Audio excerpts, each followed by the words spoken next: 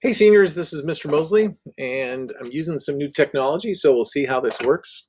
I think I can do it. Cheer me on. We are going to be looking at something called national interests. And when we're done with this relatively short little video, there's going to be some work in Google Classroom on a Google Doc that you guys will find. So let's talk about national interests. National interests are key areas, ideas, or values that the United States wants to promote. We want more of these. These things are important to us. I like to think of national interests as being like personal interests. In other words, nations and people act in a way that we think is the right way. We think that this is going to be best for us. We do things that we think are valuable, important, and align with our goals. We think, yeah, man, this is who I am. I'm going to do this. I'm going to pursue this path. Just a quick little personal story. When I was a senior in high school, I decided for my freshman year of college to go to Vermont. I was living in the Seattle area, and I wanted to go to the University of Vermont. I thought that was in my personal interest. And part of that was that I wanted to play soccer. I was going to be a computer science major, and I wanted to do a lot of skiing. So, as it turns out, I didn't like the skiing. So much of it was man-made gunk. It just wasn't that good. Didn't like it. Some beautiful places, but just didn't like it. I got cut from the soccer team, and so that was fun. And the third strike was that I was not really good at computer science. I liked it, but wasn't me. And so I thought I had personal interests, that those were what I had perceived to be my best personal interests, but they kind of all blew up and didn't quite work out. And we'll see that sometimes personal interests and national interests can actually work against you. And then you've got to realign those national interests.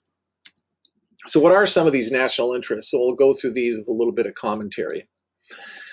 First of all, there's national security and safety. And really, these national interests are of the United States. Other nations are going to have their own national interests.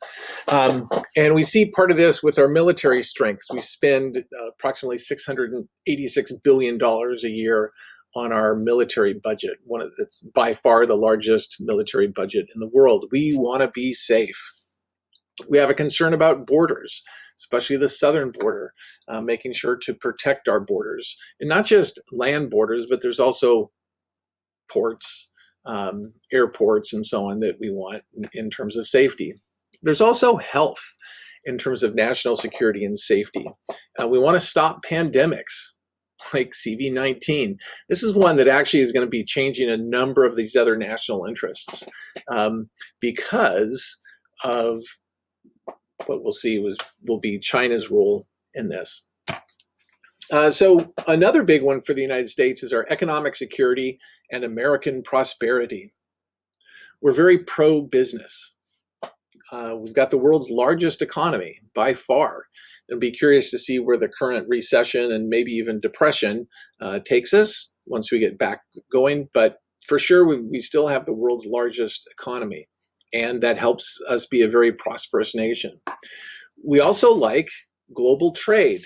We like to trade with countries around the world, and we have always depended on China, but that's going to change because China is not as connected with some of our values and some of our interests as we would like to think. So much of the personal protective gear, masks and so on, that our medical professionals are using comes from China.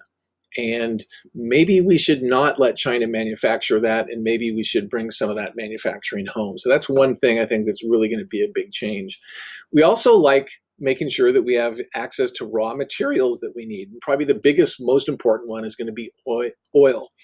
One of the long-term side effects is that there's currently this huge oil fight between Russia, Saudi Arabia, and the United States. And some places in the United States are paying in like 94, 92 cents a gallon for gas. Not in Washington with our huge taxes. But and we think, oh, that's good for us. Yeah, but it's not really good for Texas, for Oklahoma, for North Dakota, for Alaska, that really rely on not having this incredible oversupply of oil. So it's going to have a huge hit on our economy. But we still want access to oil, and I think that's going to be an ongoing issue that we'll be following. Okay, another issue, we want to support our allies, our friends, the countries that we like, that we get along with, especially those that are connected to our other interests. And part of this is we want to promote US values. And so we're very closely aligned with some countries that have similar values to ours. For example, in the Middle East, our closest ally is Israel. They're the only liberal democracy in the Middle East. And so we align very closely with their values, and we're going to make sure to support them. They're the largest recipient of our foreign aid. Some other close allies, the United Kingdom, many of the European countries, certainly Germany, Japan, South Korea, Australia. Those tend to be countries that we are very, very close with. We also want to limit our adversaries, Russia, China, boo. Okay, they're countries that don't like us, and they want to limit our power and our control and our influence. And one of the things that I think is going to be coming out of the CV19 issue is that China is going to see all sorts of nations changing their policies toward them. Japan is already paying businesses to get their manufacturing out of China. And I think the United States is going to be following suit there. I think long term, the United States is going to change a lot of its policies towards China. We view China now as more of a rival than a close business partner. Lastly, there's this idea of global stability as our national interest. We like when things are stable. That's why right now things aren't great. It's not in our national interest to have, pandemics and things. And a number of our close allies really hurt by the huge pandemic. So we like regional stability. We don't like conflicts. And especially when it's focused around Europe and our European allies in the Pacific, specifically Japan, Hong Kong, South Korea, and then the Middle East. We don't like turmoil there. We would much prefer to see a peaceful solution, no wars, and so on. Okay, so those are some of the United States national interests. On the Google Doc, I'm going to list these again, and you guys are going to have a little assignment connected to that.